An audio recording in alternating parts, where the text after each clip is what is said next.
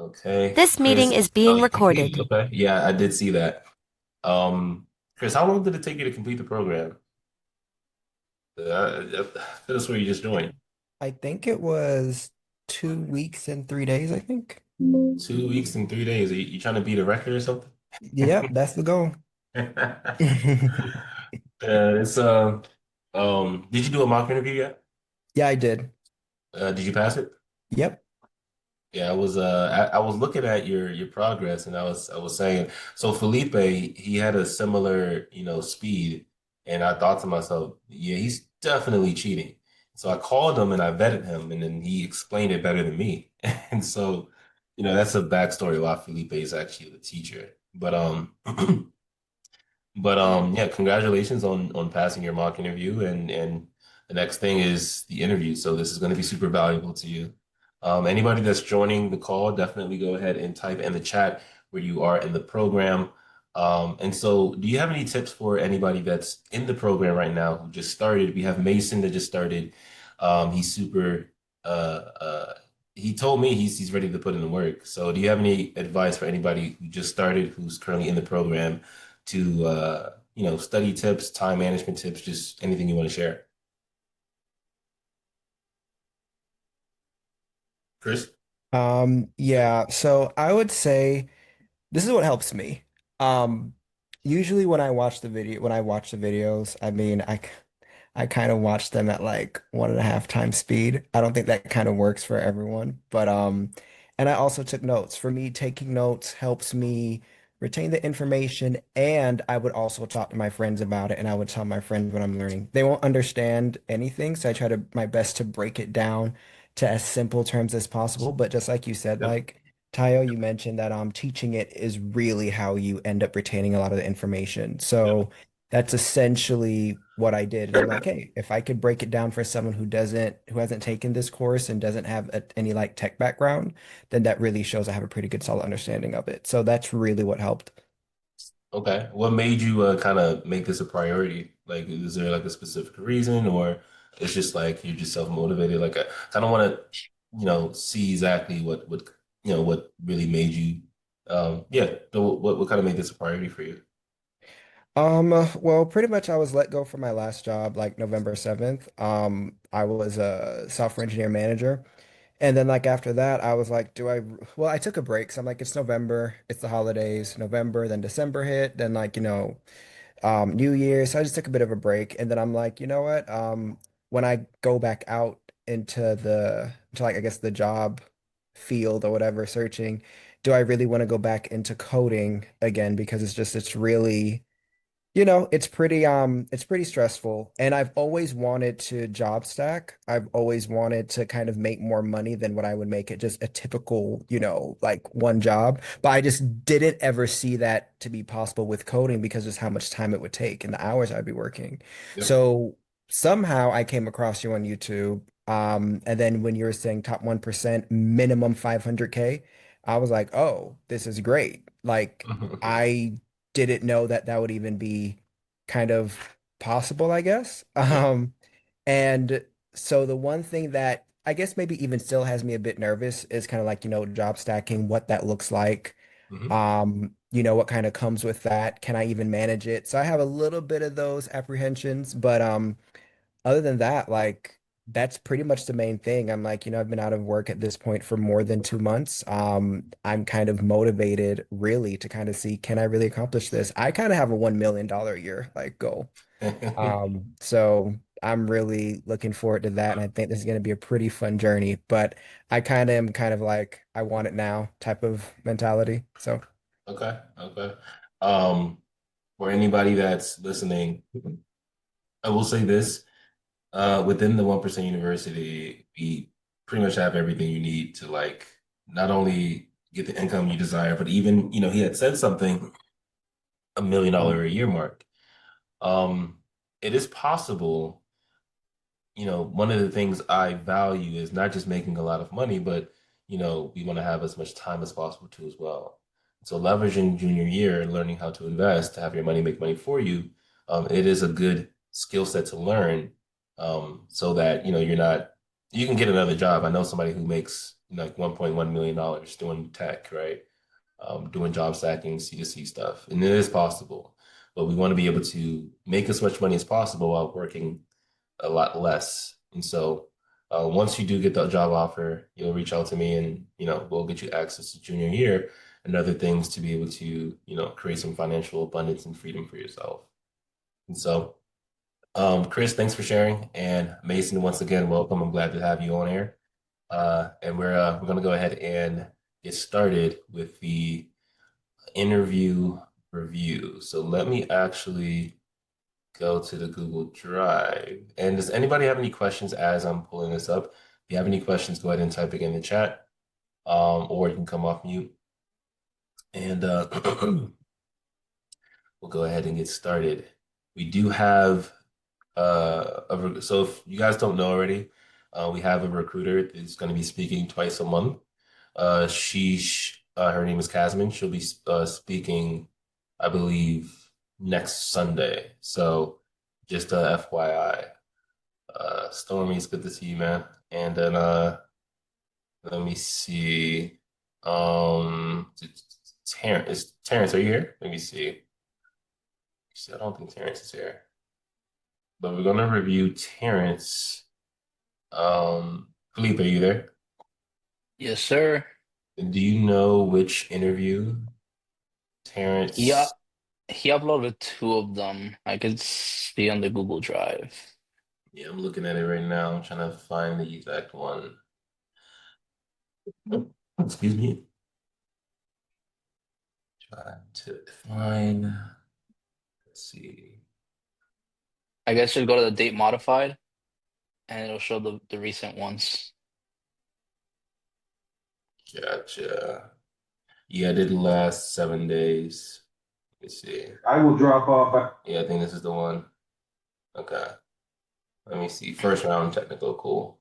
So I'll go ahead and share my screen. So you guys, I wanna give you guys like a 1% gem. This is gonna help you guys out. And I typically don't share this, but I will, in terms of like my own personal goal. So one of the mindsets that I've got from one of my mentors, an eight-figure mentor, is I've already said it to you guys before, but everything you have externally, most things externally around you, is a direct reflection of who you are internally, in terms of your thoughts, in terms of your beliefs, in terms of like, who you are essentially. And so, for example, and I'm going to share this, and like I said, typically I don't. Um, let me. So I've already shared this to Isaac and Felipe because they're inside uh, our inner circle. But one of the things that and you guys will hear it first right now. Let me share my screen.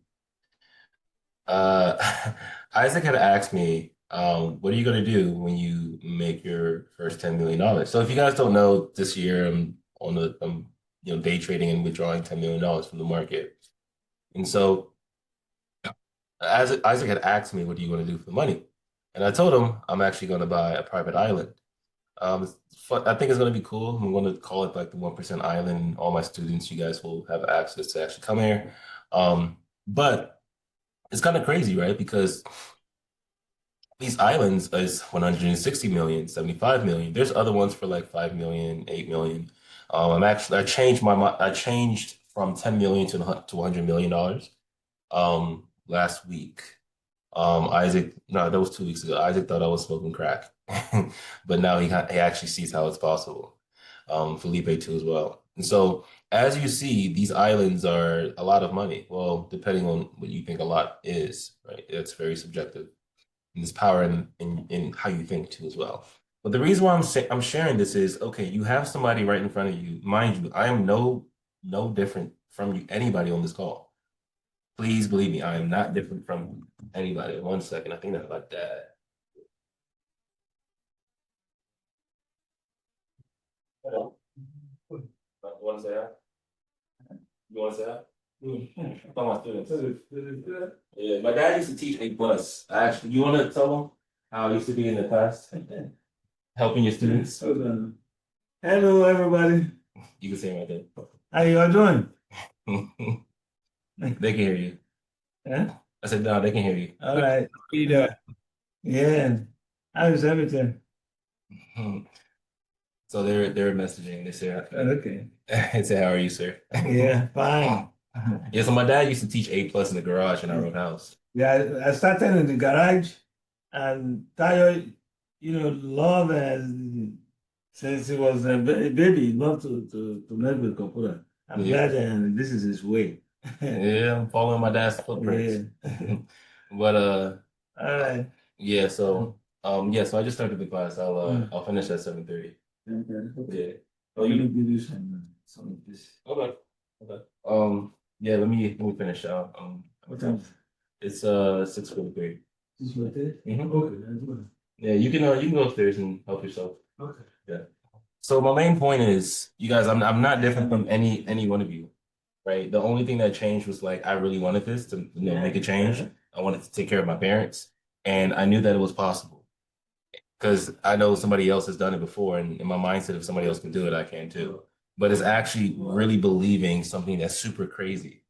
Before I made $500,000, I told other people, I told Darnell, hey, I want to make 500,000. I'm going to make $500,000. This is what's going to happen. And so when we're putting that in perspective, I'm talking about 100 mil, right? The program is showing you how to get to $500,000. There's other people in the world that buys islands, that owns islands, right? They're not that they're human too, is my main point. And so based off of the belief systems that you have in your mind, that's a reality that is like 90-95% of what is, I'm not gonna say going to happen, but it starts with your belief system. I believed I could make $500,000. 2 months later, I did. Right. This year, I'm saying 100 mil. Let's see what happens. Okay. So, yeah, the goal is I actually want to buy a private island. The reason why I shared it is because it was one of my tabs, and it's a 1% gem that my eight-figure mentor shared with me that I'm sharing with you. So it's really, really being delusional and believing that this is possible for yourself.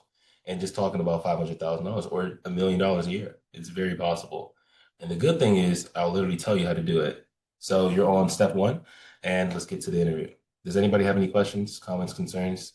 Yeah, Before we quick start? question. So for this island, do you plan on like, I don't know, renting it? Is it gonna be like a passive investment, or are you just gonna get the island just to get the island? No, I'm gonna own it. Yeah, I'm gonna own it. I don't. I'm gonna own the island. I don't know what I'm gonna do there. I'm gonna be teaching there too as well, but we'll see. It's like yeah. It's just I have no idea why I wanted. I just want an island. Just call it the 1% island.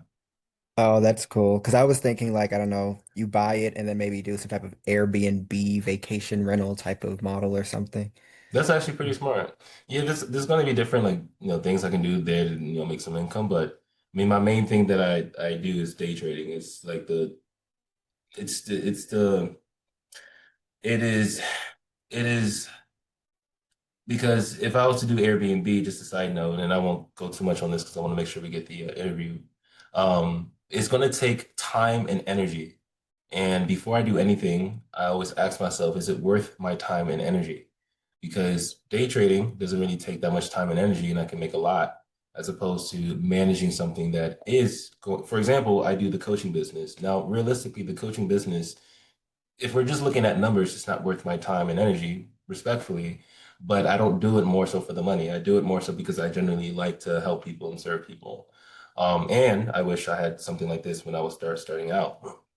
But in terms of my time and energy, it doesn't make any sense. I don't know if you guys look at the junior year channel, but you guys can see how much money I make through day trading, and that's like barely scratching the surface right now. And so going back to the Airbnb stuff or anything, um, there's money there, but like not all money is good money or worth the time and energy.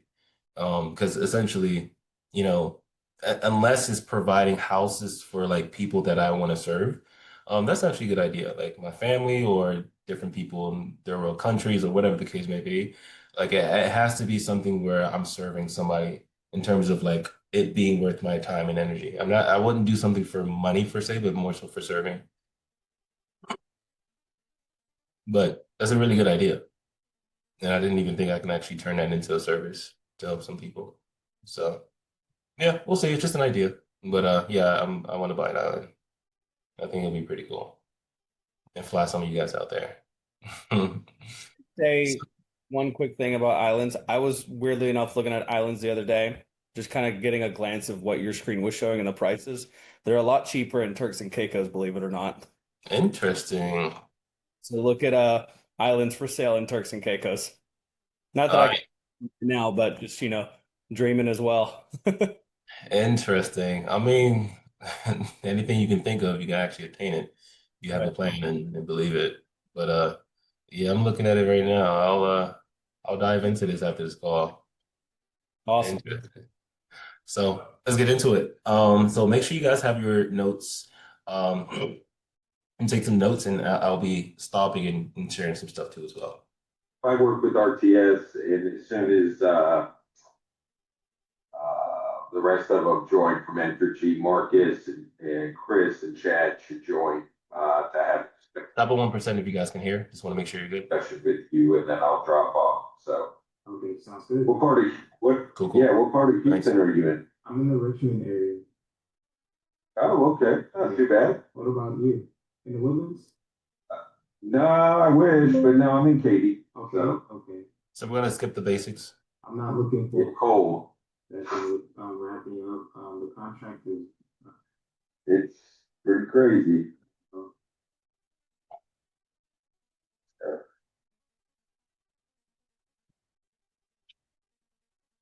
So are you wrapping up your contract, or what are you currently doing?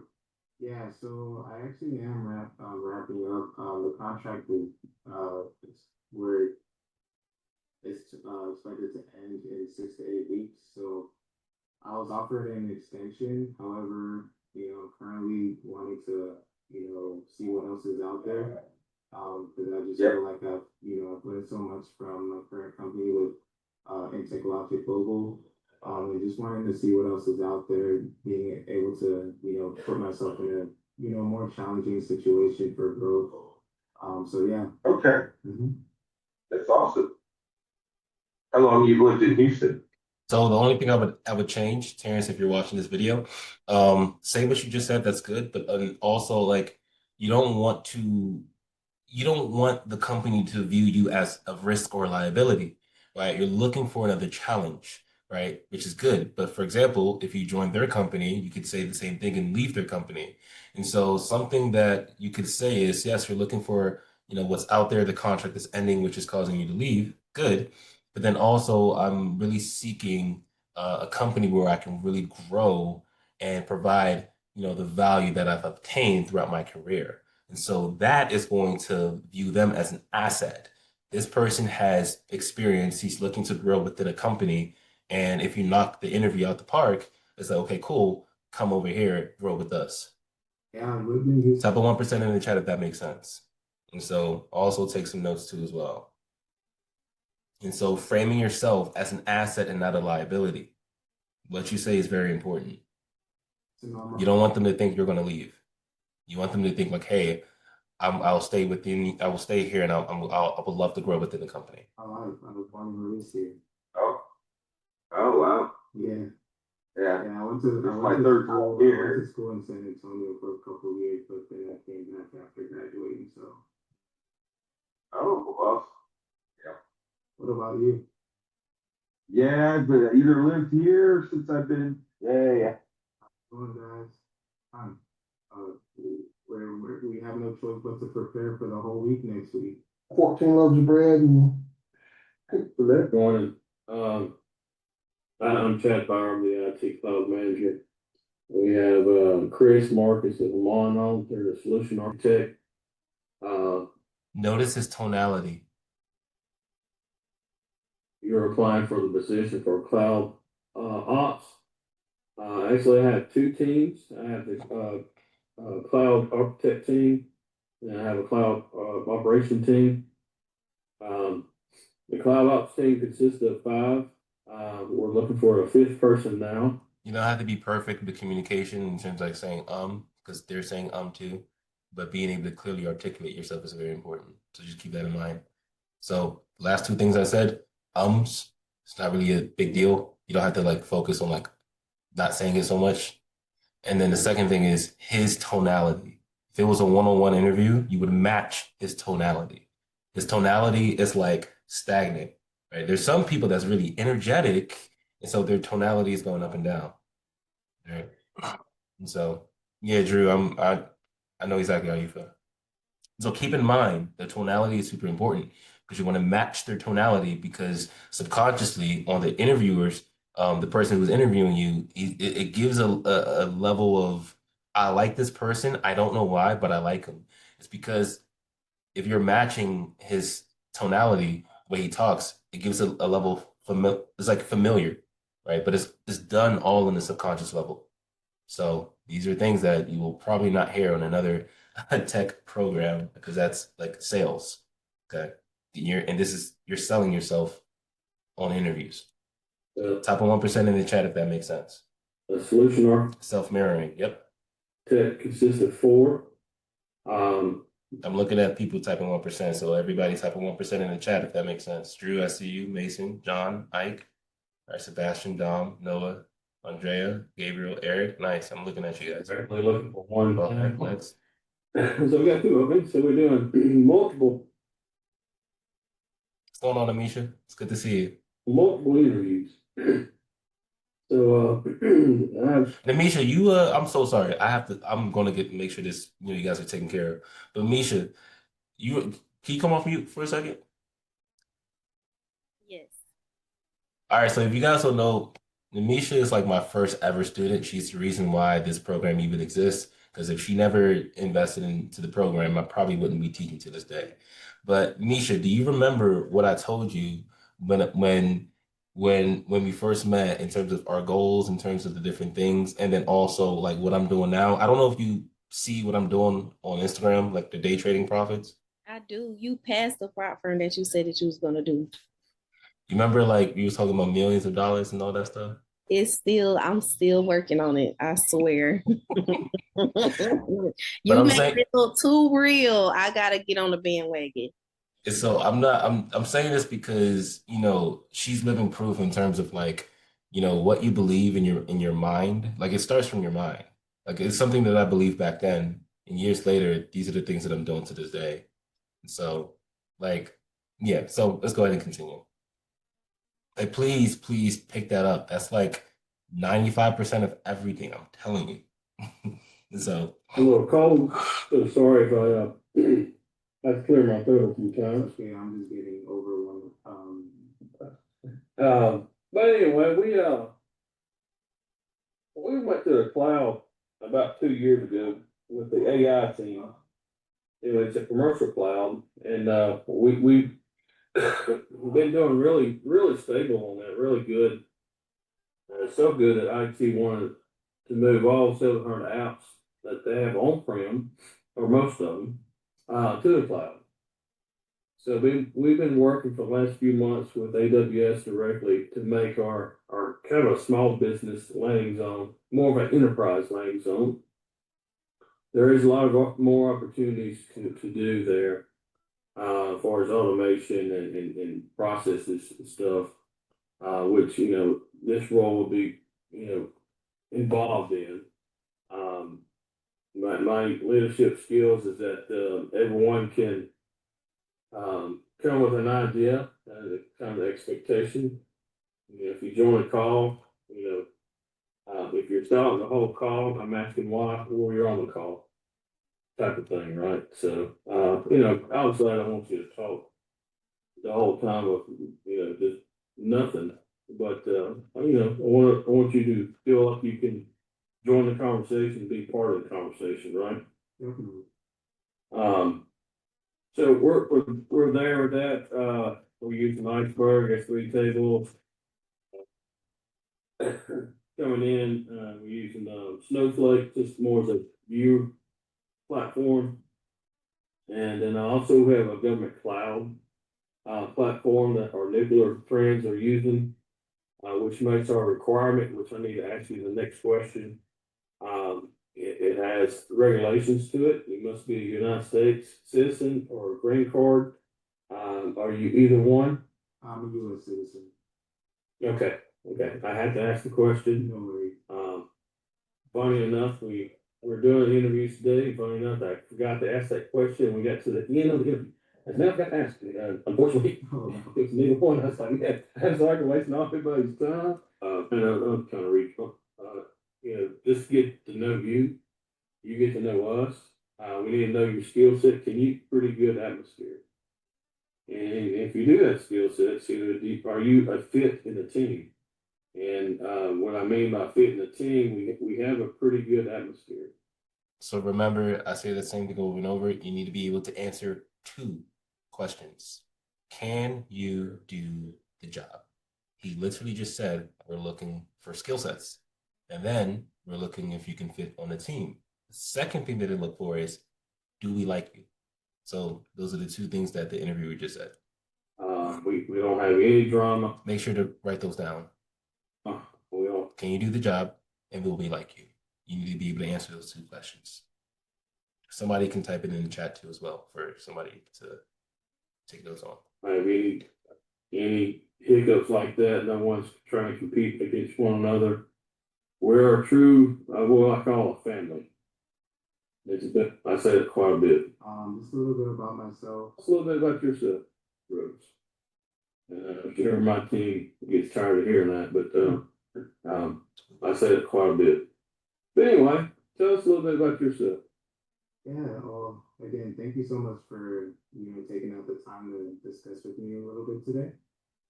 Just a little bit about myself. Yeah.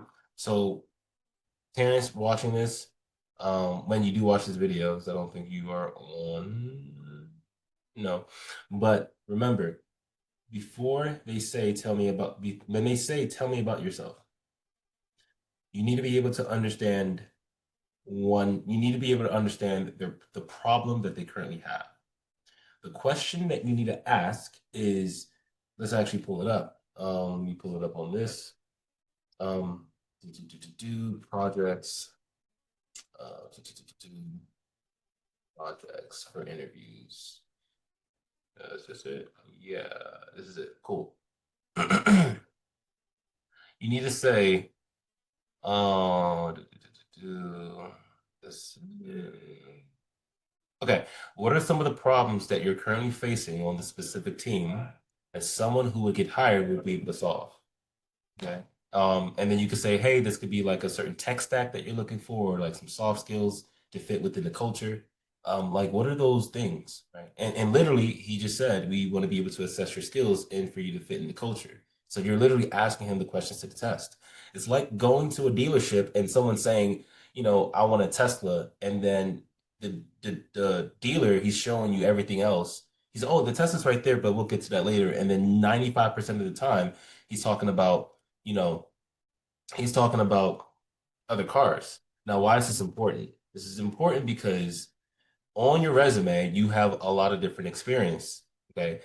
The dealer is literally saying, oh, at this company, I did X, Y, Z, X, Y, Z. Here's the Toyota. Here's the, the Lexus. Here's the blah, blah, blah. Here's the Porsche. Here's X, Y, and Z. And they're just saying, hey, we just want like a Tesla. We just want somebody who understands how to do a Hyper-V migration.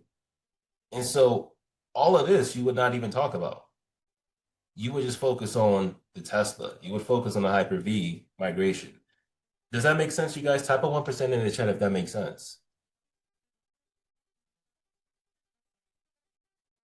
That's something you don't hear. Like people will not tell you that, but it's important.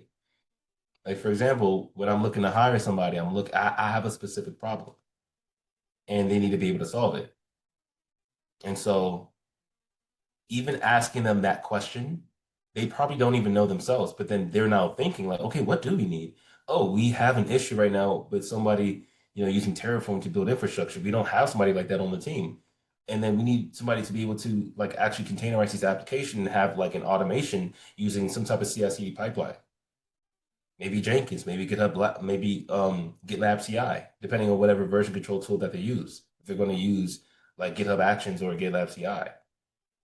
And so like literally you asking that question is getting the answer to the test. Because if now I get on this interview and I ask that question, as opposed to you just telling you about yourself, and I ask the question and know their problem and give them the solution to their problem, I'm gonna get the offer letter. Type of 1% in the chat if that makes sense. You guys picking up what I'm putting down? Cool. Nice. Nice. I had a question I wanted to ask kind of regarding this too. So before I joined this program, one of the things that or one of the ideas I tossed around with ChatGPT was possibly, would you possibly recommend like copying the entire job description, putting it into ChatGPT and kind of asking it, like, hey, can you tell me what they're missing or what what solution they're looking for in this job interview or in this job description? That's actually a good idea. So in week 8, I talk about putting the job description in ChatGPT and doing like mock interviews, and using the voice little thing that ChatGPT has, so you can talk to it and then it'll respond to you. So you can kind of simulate an actual mock interview. But then also what you said too is good. So you can get some ideas on the problems that they have and the solution that they need. So you can actually even do that on using AI. So that's really, really good. But the real answer would be you actually asking them because you're getting it from the source. Right. Cool. Cool. Yep. Yep. I've been in this That's a really good question. That's a really, really good question. space for a little over 6 years.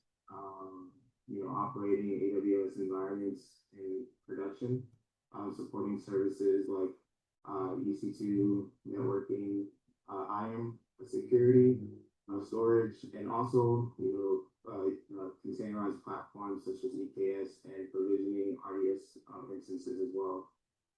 Primarily, my focus throughout the years has been troubleshooting and automation. Also, just scaling availability and ensuring reliability. Using infrastructure as code to provision infrastructure, and also automating CI/CD pipelines using tools such as Jenkins, and most recently GitHub Actions and Argo CD. I have partaken in setting up monitoring for our different services using Grafana and Prometheus. So it's just a little bit about my experience and what I've done.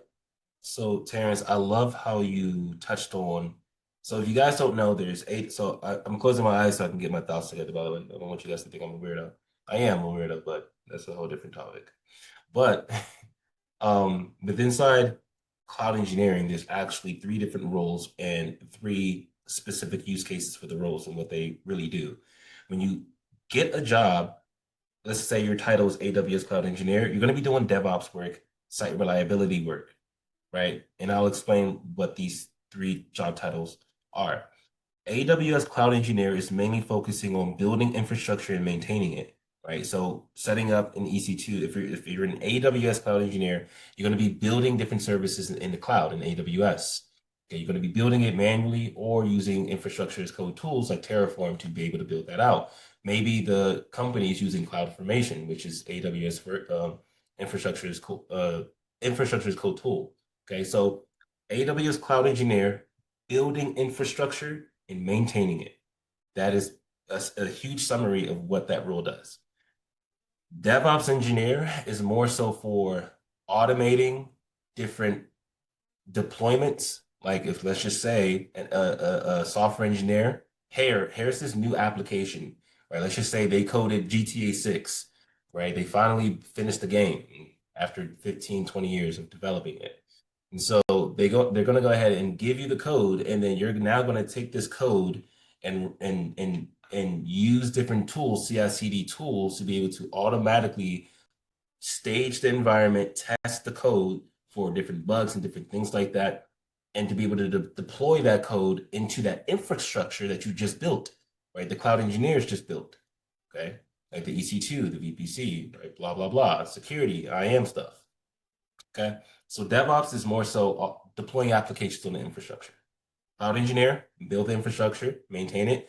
DevOps engineer, deploy the application on that infrastructure. Site reliability engineer, Once you build the infrastructure, deploy the application on the infrastructure, now you need to be able to monitor different metrics. Let's just say, you go to like I always use this analogy because I remember there was a stock X, there was a new shoe coming out. This is a web application.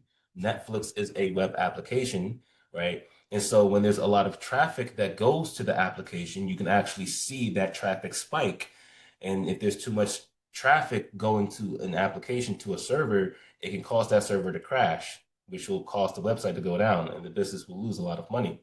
And so, nonetheless, site reliability engineers are their job is to monitor, right, the application, monitor the infrastructure, monitor different things. And so, cloud engineer, build infrastructure, DevOps engineer, deploy applications to that infrastructure. Site reliability engineer is used to monitor the infrastructure and application.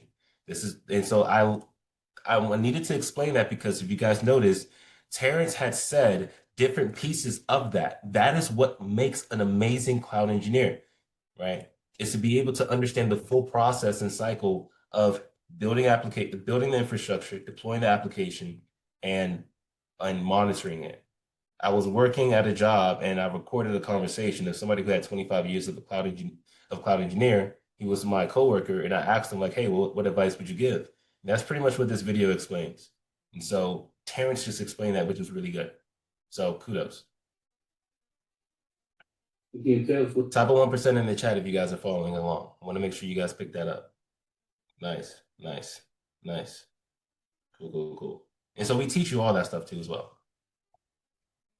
a little bit about your experience in Terraform, and we're going to be using Terraform. Our Terraform's our standard, and people will come to us, other IT folks and other business, and for the DevOps team, they'll be looking for us to deploy a lot of Terraform code. So really need someone with a strong Terraform skill set, and that, I mean, to be honest, that's maybe one of the areas we need to grow on within the team.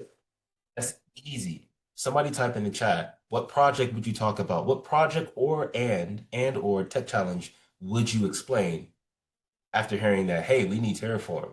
That's my pain point. What project, tech challenge would you, final project? Cool. All right. What else? Anybody else? This is like a slam dunk. This is super, like, if I was to get this interview, I would be smiling. Anybody else? Okay. I would say Felipe, but I would be cheating. All right. So go ahead and project 2. Okay. Go ahead and type in the chat. So tell us a little bit about your Terraform experience. Yeah, so currently, in my early time supporting the infrastructure for public services client, I was tasked with essentially, creating coming with a modularized approach for resources that we were looking to deploy onto AWS. So just partnering up with our application team and also our DevOps team, just asking questions to figure out what are we looking to accomplish here. So essentially, with the whole currently right now, where I was tasked to come up with a modularized approach to provision in our networking and also our platform resources. And then creating roles to provide that extra level of security. This is amazing. And then automating this deployment using GitHub Actions. So essentially, I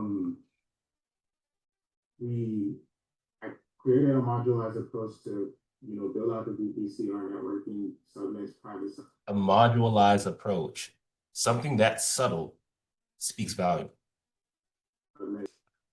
Creating the NAT gateway, route table, all this determining our CIDR block, and then also IAM roles that GitHub Actions will assume through tokens that we provide through OpenID Connect, which adds that zero trust, least privilege principle.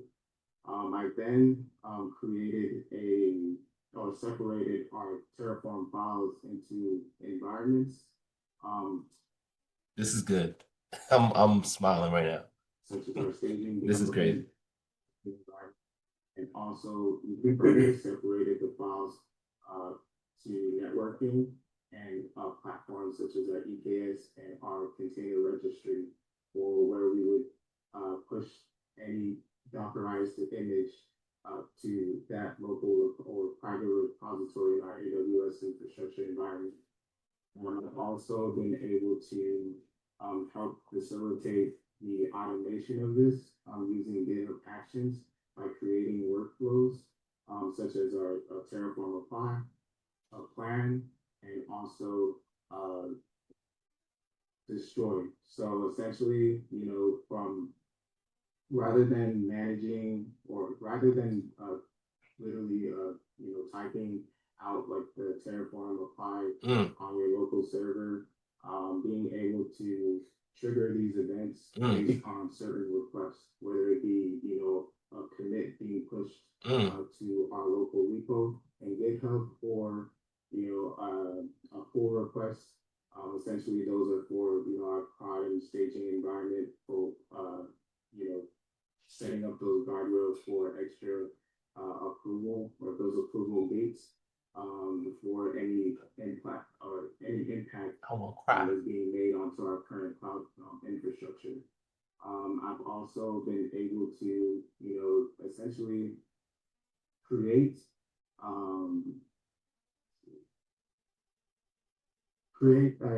will automate this by just one click of or just essentially a different event. Like I mentioned earlier, pull request, a push to our GitHub repo, and yeah, a push or a pull to our GitHub repo. So that's just a little bit about what I have done. I'm hoping to answer any more questions as well. Amazing. What he said at the end, I'm looking to answer more questions as well. And like the way that he spoke, I've been on interviews where the senior cloud engineer, he said, I didn't even understand some of the tools and technology that you've used, and that shows your experience. And the way that Terrence came and articulated showed that he didn't just use basic level things. Some of the stuff that he was saying on a very subtle in a very subtle way, like being able to modularize Terraform. That's it's subtle, but it's kind of big because it makes things a lot organized. Just different things that he just said was just like, I'm not a junior, I'm not junior, I'm not a basic, like I can own this. And so his experience, his projects that he's learned from the program, he was able to articulate that, that is the goal. And keep in mind, I've been on interview, my best interview that I've ever had in my life. I did not get the job. So even you can do everything right and still not get the job. But the fact is, having this skill set, being able to articulate that, you will get a job with time. It's just a numbers game. And so, but what Terrence just displayed on here, that is the goal that everybody should focus on. It. Don't focus on the offer letter. That's going to have you do things you're not supposed to, like maybe rush and not actually get the skill. The goal should be to be able to articulate the experience at a high level like that. And so type of 1% in the chat if that makes sense. The way I wanted to cry. Like I was listening to him and saying, wow, I have like a tissue paper, not tissue paper, paper towel here. I was about to cry. It was really good. It was really, really good. Okay. I'm gonna save my voice. Been talking a lot. I'm gonna turn it over to my team for questions. Amon or Marcus, Chris. Yes, hi friends. A question. So we, as a cloud admin, right? Let's say someone comes to you and asks you for admin privileges because they need to do something real quick in an account. That's easy. What is your reaction, or how do you react to a request like that? Well, first of all, I want to I would ask, what is it that they're trying to achieve or accomplish? Least privilege. And then once I determine or once I find out what they are wanting to do, I would then use or grant or create a role or create a role for that individual using the least privilege principle to allow them to do just enough job or allow them to do the job that they're required to do and nothing more or nothing less. Whenever somebody asks a question, always ask, why is he asking me this question? What does he want me to know? Literally, the answer or what he was listening for was least privilege. Why is that important? Because if you give admin access, that means he can do a bunch of stuff. Why is that important? Because the reason why least privilege exists, I think because the government got hacked, because they pretty much didn't really have least privilege, that wasn't a thing until they got hacked, right? Because somebody who didn't need access to this, he had access to it. And, it was not a good day for people in the government. And so why is that important? Because if you understand cybersecurity, I think there's like $500,000 or $2 million that's stolen in every year from businesses because of hacks. And so implementing least privilege is very essential for every company, even my company. Like not you only have access to the things that you need for your job, and it's super important. And so type of 1% in the chat if that makes sense. So that's week 3, I believe, where we talk about IAM roles and success in security stuff. Nice, nice. Type of 2 in the chat if you would have got that question correct. Type of 2 in the chat. Drew, Noah, nice, nice. 2%, nice. Thank you.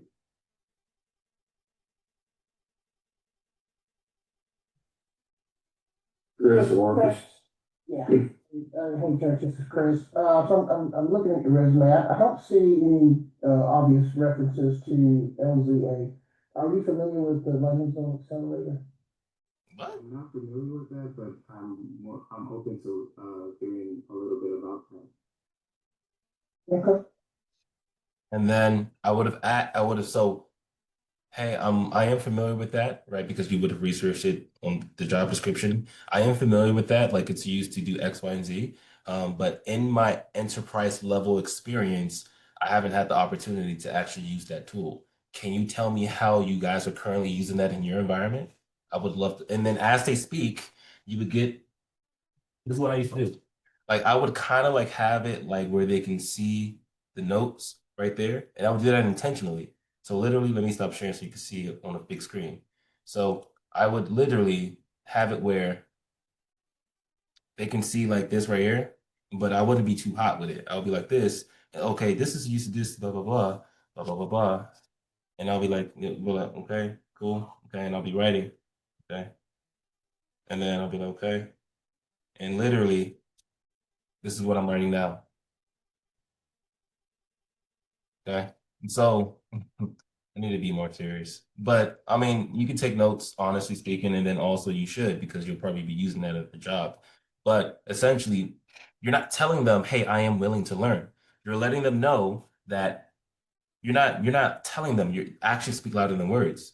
And so if you're writing notes and you're learning like, okay, this is how they use it in their environment, they're probably already going to teach you that when you get on the job. And so it's one of the characteristics that they look for in a candidate is somebody who is proactive, somebody that is eager to learn. You're not telling them, hey, I'm eager to learn. You're showing them that. And so that's something that they would probably already tell you on the onboarding.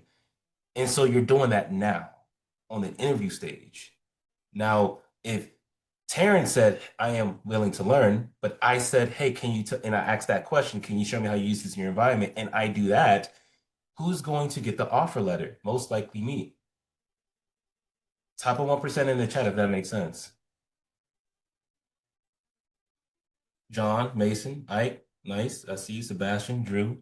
Okay, Pam, Misha, Andrea, Eric, Gabriel, Don, Dom, Barack, Noah, Steve. Nice, nice. Okay, cool.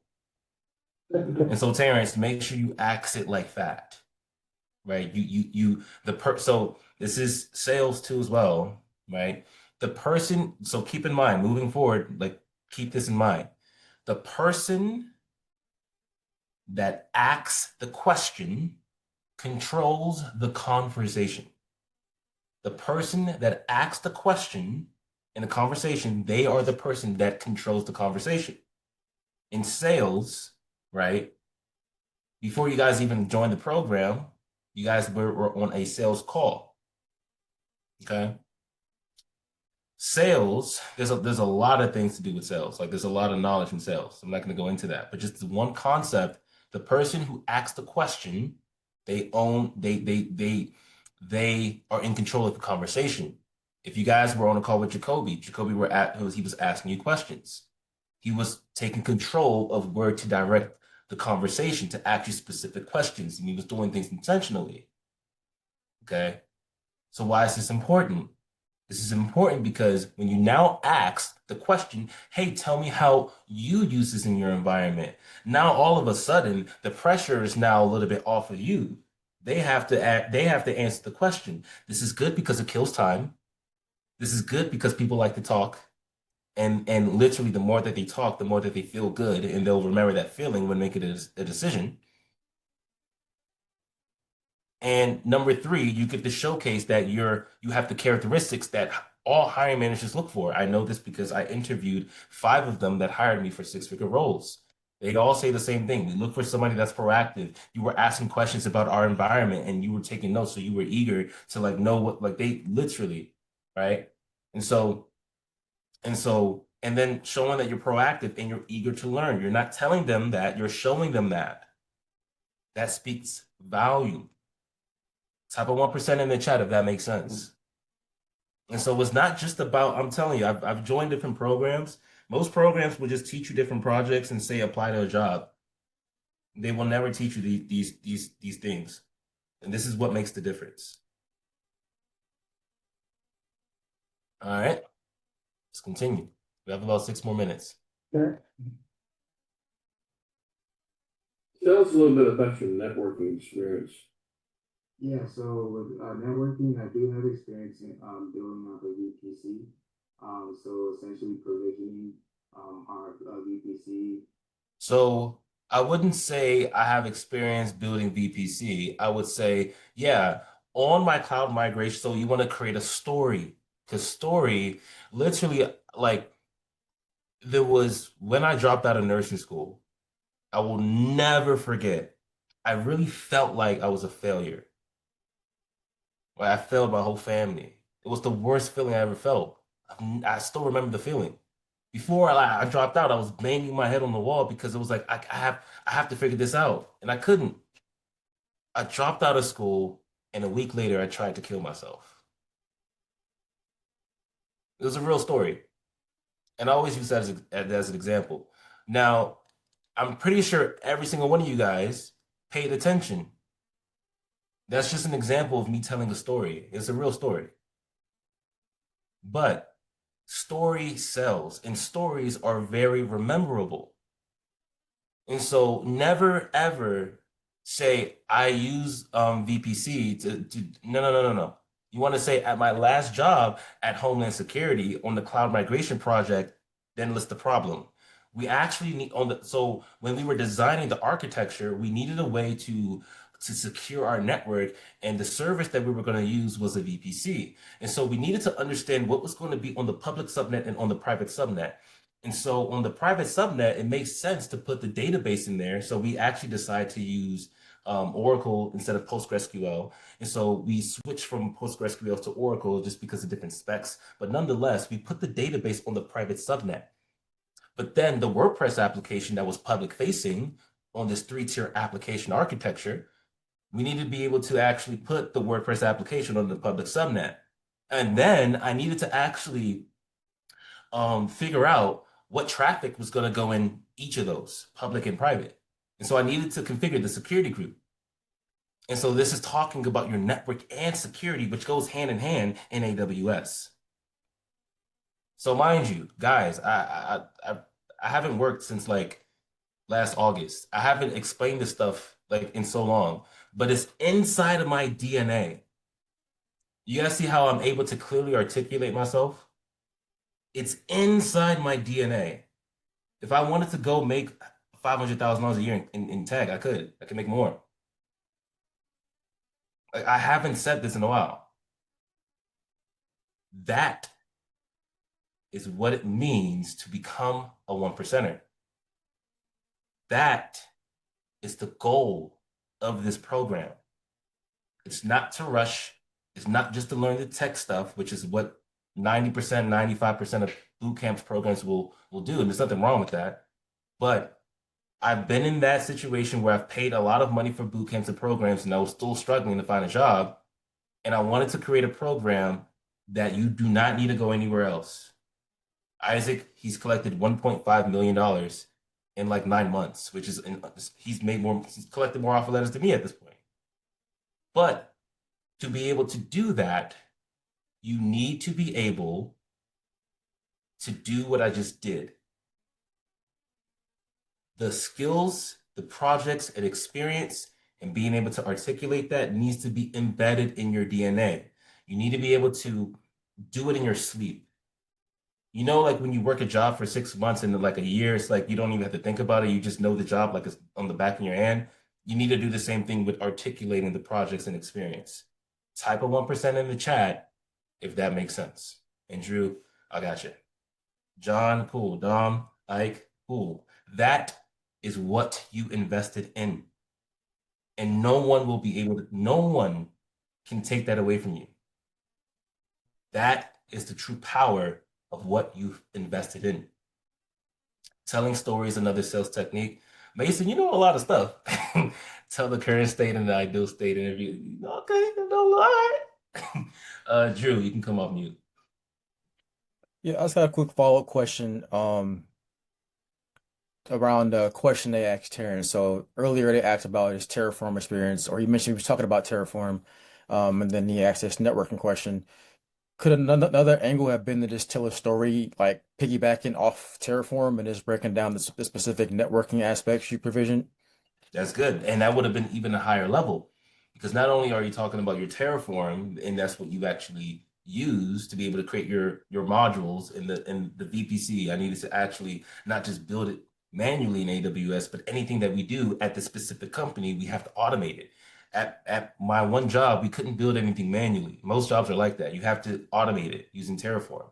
And so you could explain your networking experience and how you're able to build that architecture, to build that infrastructure using Terraform, and then explain what you use in your Terraform configuration file, in your vpc.tf file.